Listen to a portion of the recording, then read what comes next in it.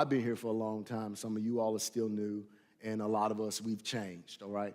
So is it better for you if I start with us reading the scripture before I start, or if I work through it as we go? Which one better? How many of you say, man, can we read it on the front end? All right, well, let's start on the front end. Let's come on. We're on our feet. John chapter 1.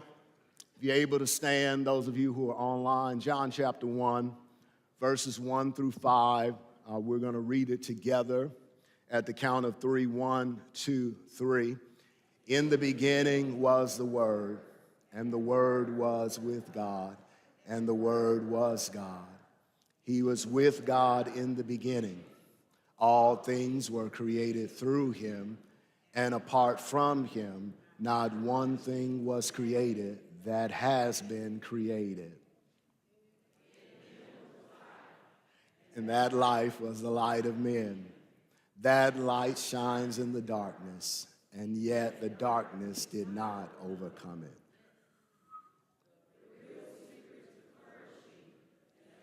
Hey, that's not scripture. You may be seated. All right? That's not. We played a game last night at Marriage Ministry. One of the games we played was identifying, is that scripture or is that AI? Woo! It was something, right? So that part you would get ready to read, that's part of my notes. So we don't want to mix it up. All right, so here's where we want to begin. And my goal is to try to pace myself today. Last week I was real excited, and I was rolling. So I want to try to slow myself down. We live in a time when many aspire to make the most of life. We wrestle with questions like, what's the point of life? Why am I here? Does any of this really mean anything?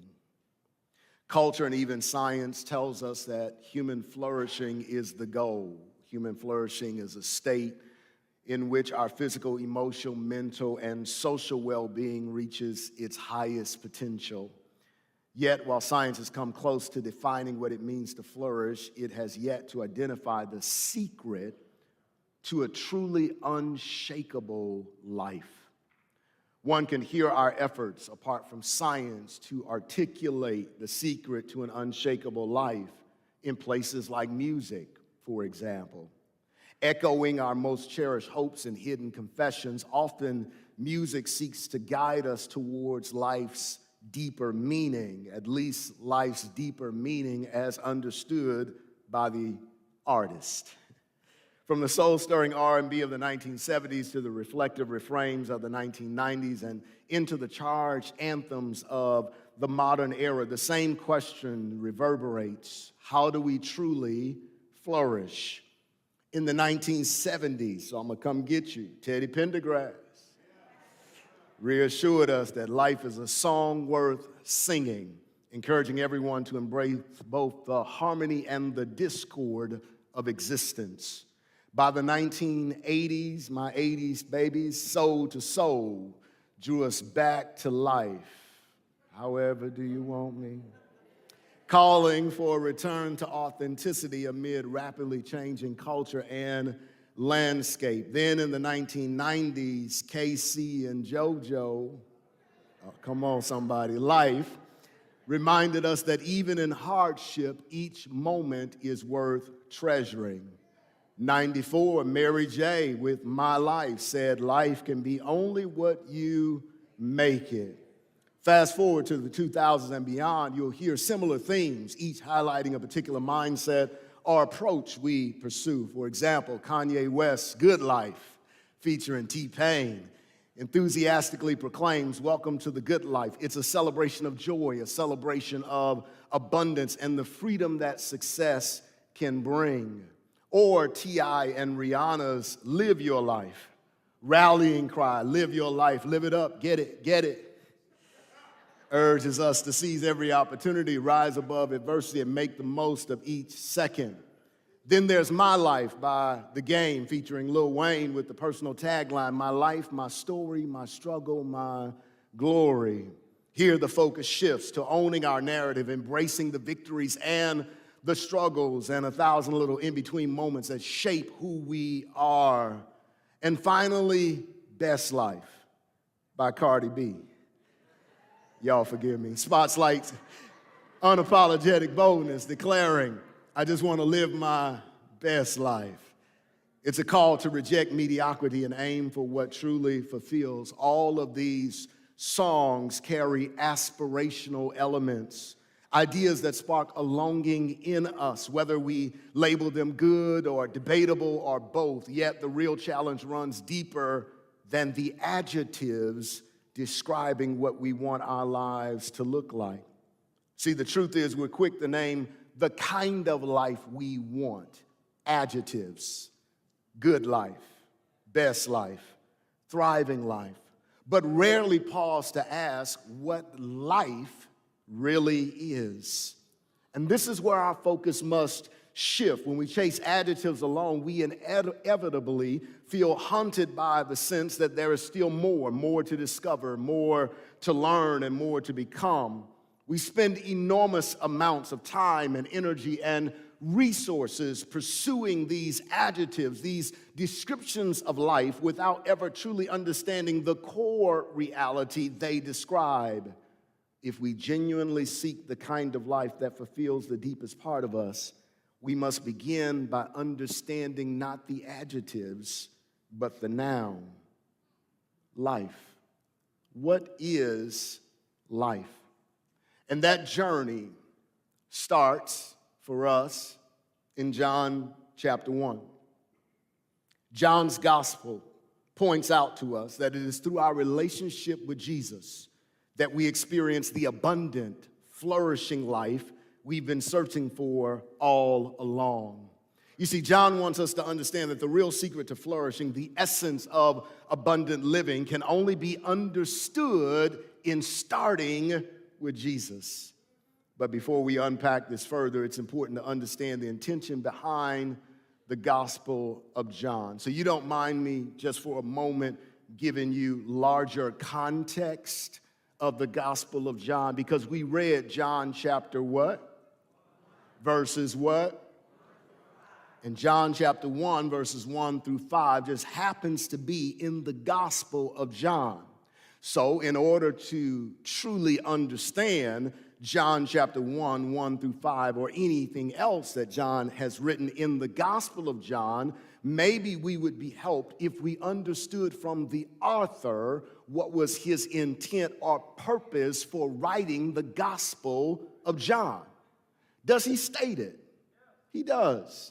In John chapter 20, verse 31, he says, but these, the things that he's written, are written so that you may believe that Jesus is the Messiah, the Son of God, and that by believing you may have life in his name. John says everything that I've written down in this gospel has been written that you might believe that Jesus is first the Messiah, that you might believe that he is the Son of God, and that by believing in him you may have life in his name. You see, John's aim in writing this gospel was not just historical. The Gospel of John was the last gospel to be written many decades after the resurrection of Jesus Christ, around AD 90.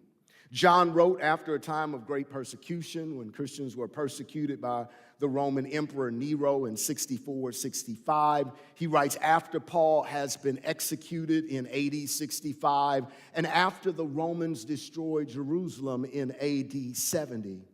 Think about what that means.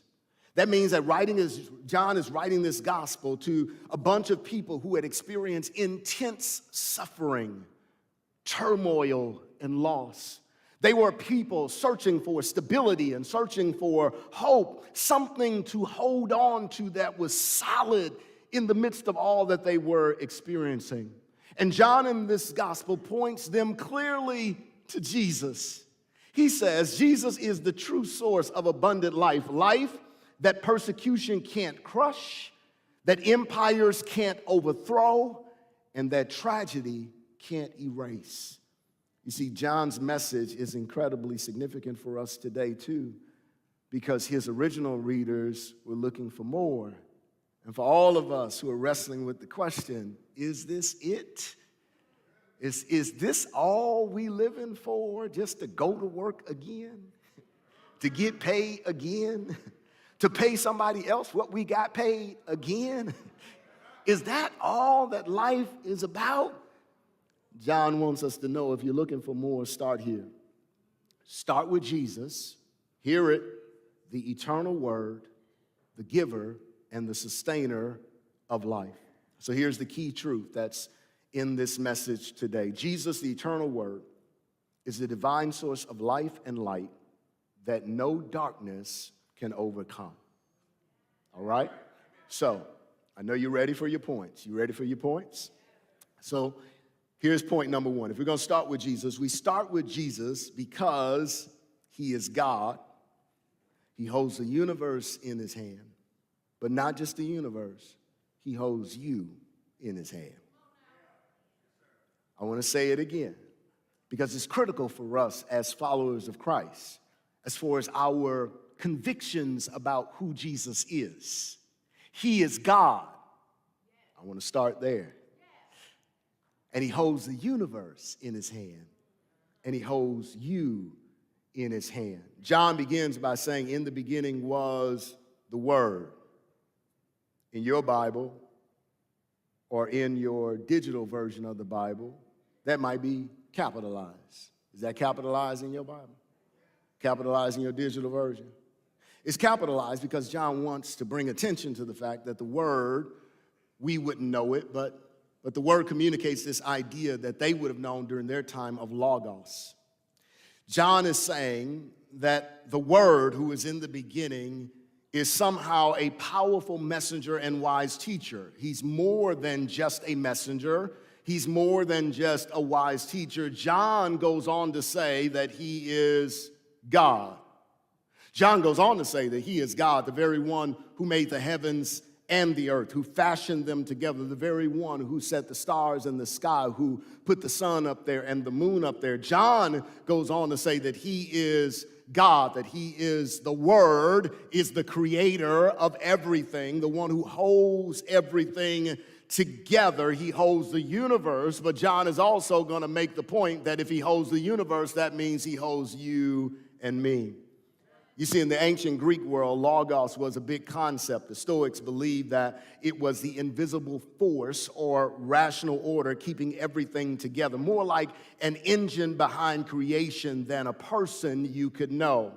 But it was cold, it was distant, and it was abstract when they made reference to the logos. So what John does is he grabs this word that's familiar to them, and then he pours into it language that is unfamiliar. So when John's gospel opens up saying, in the beginning was the Word, the Logos, and the Word, the Logos, was with God, and the Word, the Logos, was God, he's basically saying that force that you talk about, that power holding everything together, it's not an impersonal energy, it's a person. And he's later going to tell us in John chapter 1, verse 14, that Word put on flesh and dwelt among us. I love the Message translation. The Message translation says the Word put on flesh and moved into our neighborhood.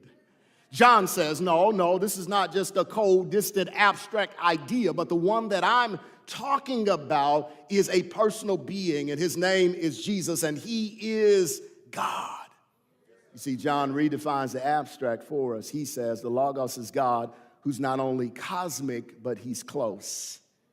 He cares deeply for you and me. This truth flips the script on the notion of a remote, unconcerned deity, an absentee landlord who created everything and then walked away from it. No, he is a personal being who is very much concerned not just about the universe, but he's very much concerned about his creation, which includes you and me. So every time I get the opportunity to travel to a beach, I like the ocean. I like the beach not because I like sand. I like the beach because I like the view.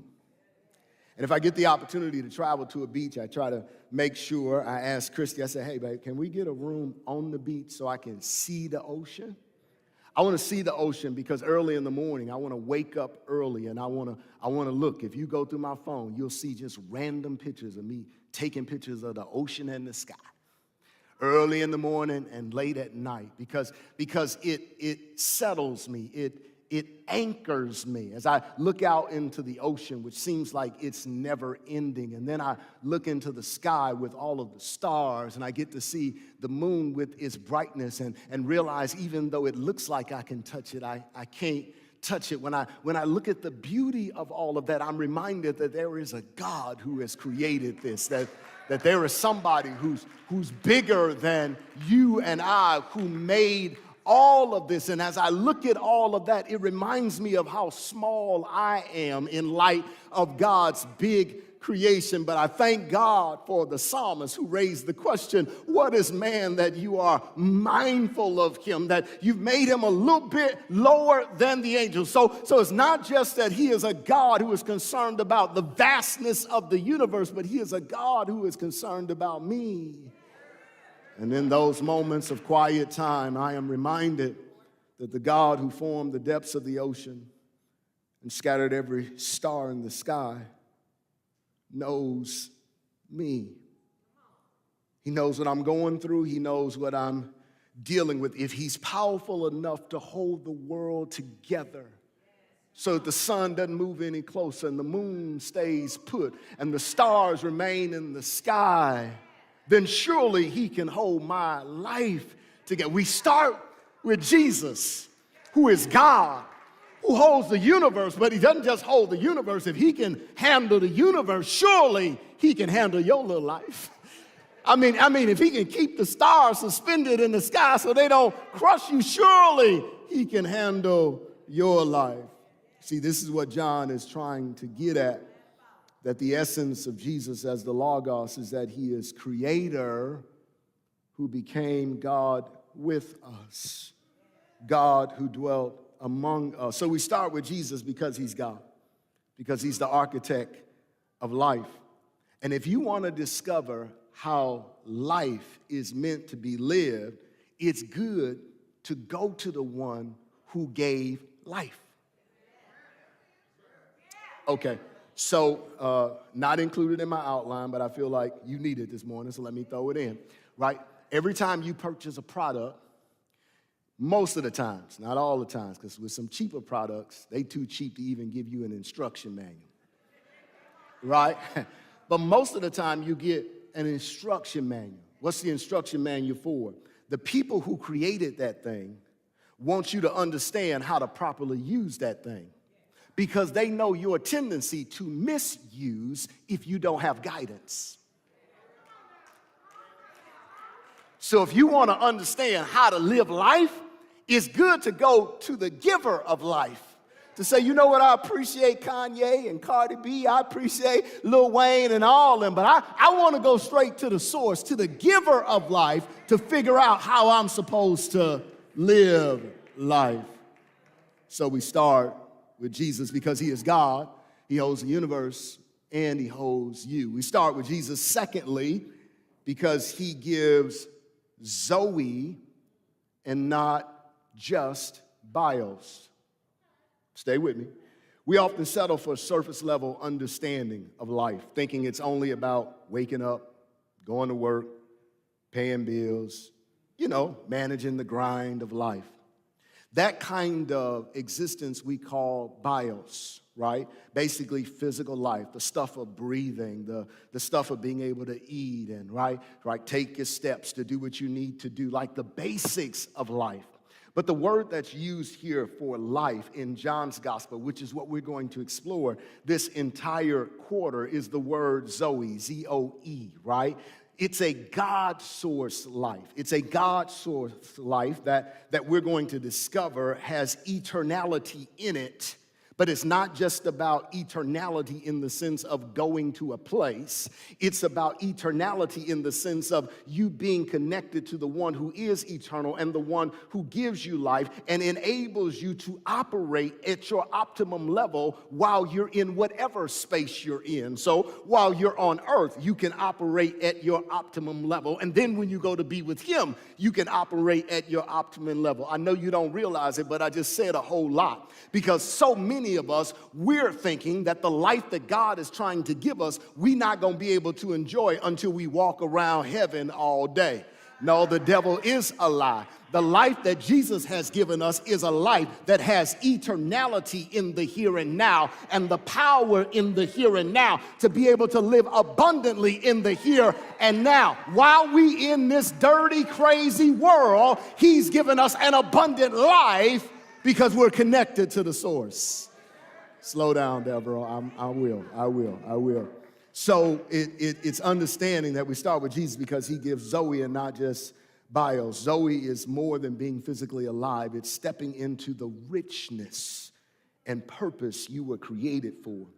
Think of the difference like this. You can be alive physically, again, checking each new day, meeting each new deadline, and still feel like, man, there's an emptiness in your soul. Side note, I'm going to stay on track, but side note, I was watching yesterday for a few moments. I got to finish it, but I was watching Lecrae, who is a gospel artist, a gospel rap artist. Young folk, you ought to check him out. He's pretty hot, right? Lecrae is a gospel rap artist who is solid, and Lecrae has been doing podcast interviews, and I was watching an interview between Lecrae, the gospel artist, and Will Smith. And in the interview between Lecrae, the gospel artist, and Will Smith gets to a point where he talks about, it's strange when you get to the end of material possessions and realize they don't satisfy.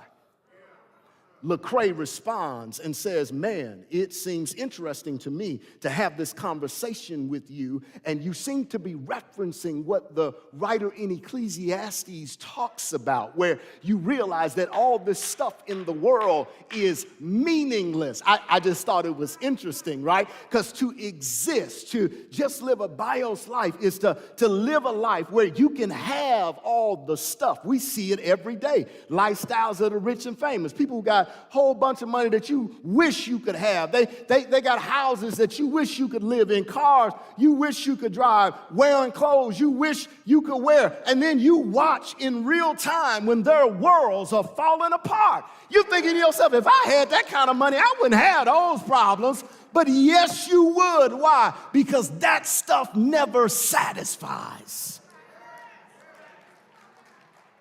So we look to Jesus because he gives not just bios, but he gives Zoe life. Zoe life is that vibrant, meaningful life. It draws its energy from God himself because in him is life. So we start with Jesus because Jesus, who is the giver of life, gives us a life that is vibrant, a life that is meaningful. Okay, give you another illustration. So to illustrate, imagine you have two smartphones. They're actually the same model, exact same model. They're laying side by side. Both of them, what's the newest model? Whatever the newest model is, either Samsung or Apple, it doesn't really matter. You got the newest model, right? And you can't tell the difference. They both laying side by side, but one phone is fully charged. One is connected to Wi-Fi. It's actively being used for calls, for music, for GPS and messengers. They're maxing out the phone's capabilities. The other phone that's laying right beside it, the battery is dead. Because the battery is dead, it's got the same hardware, but it's not connected to Wi-Fi. No phone calls can be made. No messages are occurring, right? It has no power. They got the same capacity, but one is able to operate at optimum level. The other is just laying there. BIOS is that phone that's just laying there. Zoe is that phone that's operating at optimum level. And so many of us, when we think about our lives, we're just going through life just laying there. We just existing. We checking a clock, checking a time card, checking a marriage, checking parenting.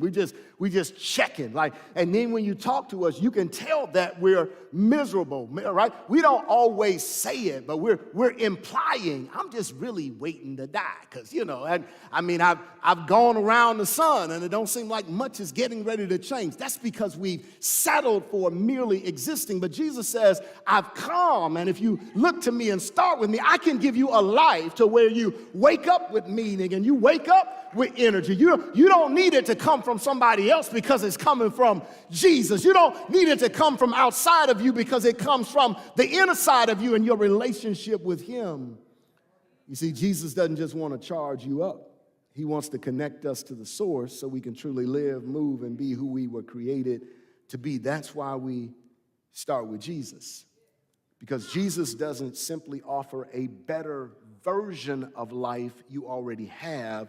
He offers an entirely different quality of life. It's a divine infusion that rescues us from emptiness, renews us daily, and points us towards destiny that God has for us. If your soul is hungry for something deeper than just another day on the clock, just another day with your family and your friends, Jesus holds the key to Zoe life. To a life that is full of energy, a life that is full of meaning, a life that has clarity, a life that is full of joy and full of peace, not because you don't have problems, but because the life that you have is greater than the problem you will face.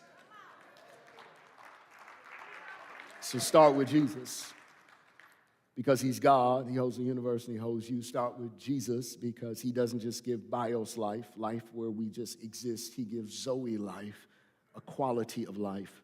Finally, start with Jesus because he gives life and light to overcome darkness. We don't need anyone to tell us that darkness is a real force in the world. Maybe you do, I don't know. Do you? Are you aware that this world is dark?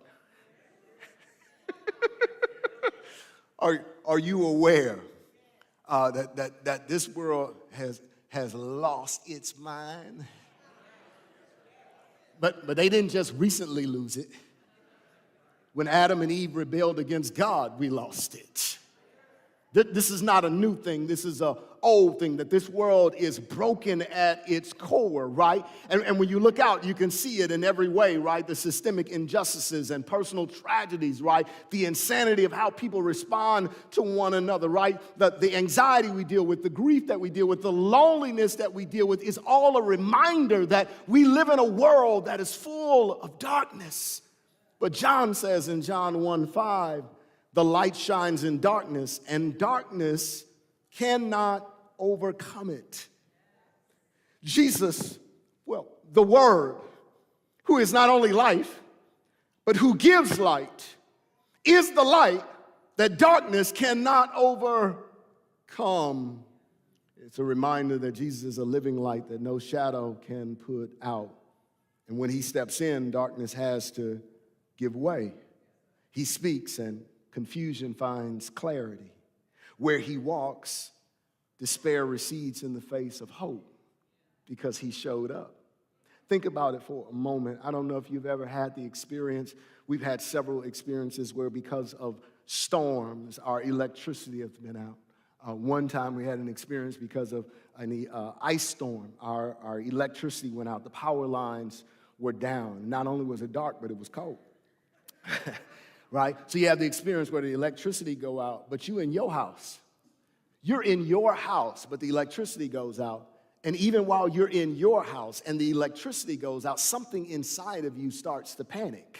Right? You're in your house, the house that you walk around each and every day, the house that you are very familiar with. You're in your house, but when the electricity goes out, especially if it's in the nighttime, something inside of you, fear starts to rise up. You're in your house, but all of a sudden you stumbling over stuff. You're in your house, but all of a sudden you're bumping into stuff. You're in your house. You knew you lined your shoes up right by the door, but you stumbled over your shoes that were right by the door because you're in the dark.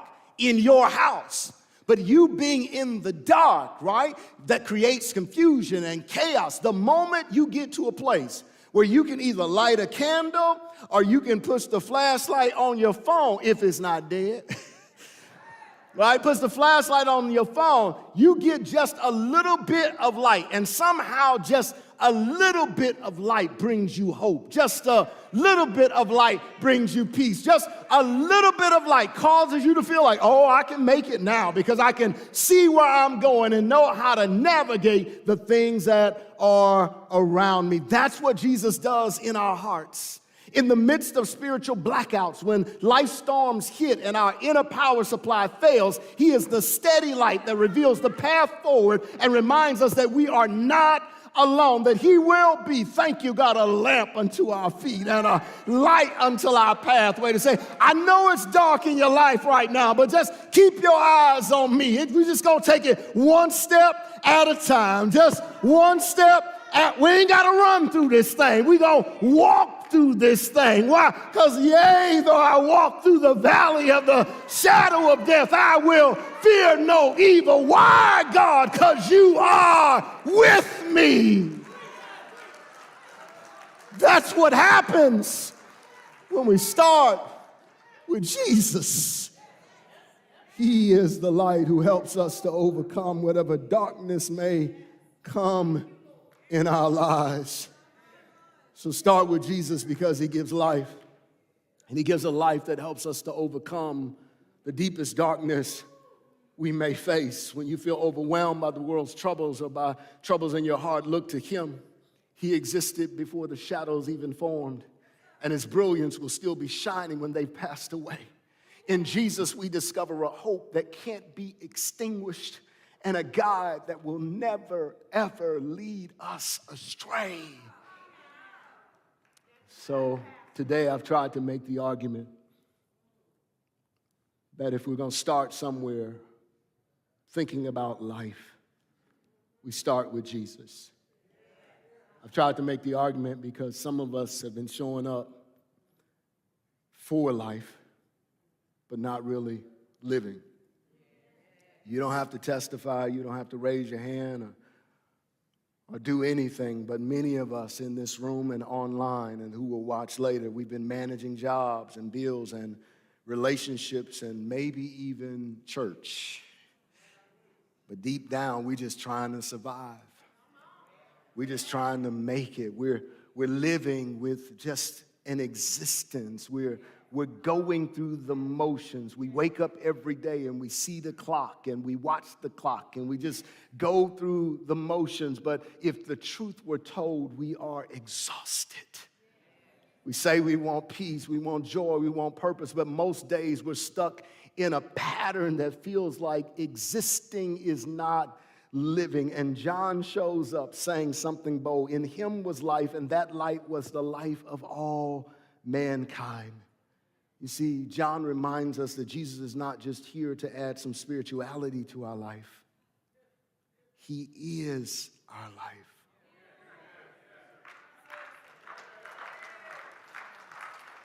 We need to hear that. He's not just here to add spirituality. He is our life. He is our life with depth, our life with direction, our life with power. Not a life that just endures pain, but one that overcomes it. Not a life that fakes it on the outside while breaking on the inside, but a life that's rooted in Jesus, that's full of real hope. And some of you are here today and you've been quietly asking, is there more to this? Is Jesus really the answer, and does faith still matter in a world like this? And I want to tell you, yes, but it starts with Jesus. It doesn't start with rules. It doesn't start with religion. It doesn't start with routines. It starts with Jesus.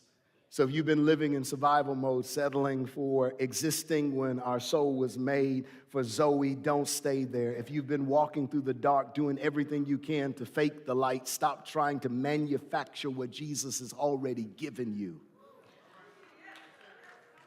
Because Jesus isn't intimidated by your darkness. He existed before it. He entered into it, and he still outshines it. So as I conclude this morning, if you're ready to start with Jesus, to really start, let's take a moment right now, right where you are, and just whisper this simple prayer. Jesus, I want to do more than exist.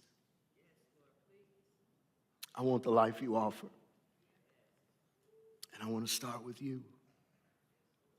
And I don't know what that prayer means for you. Whether it's the first time you've prayed a prayer like that, or you prayed a prayer like that before, and somehow you got off track. Somehow you lost sight of the fact that Jesus is your life. The prayer recenters you to that truth, that he is your life.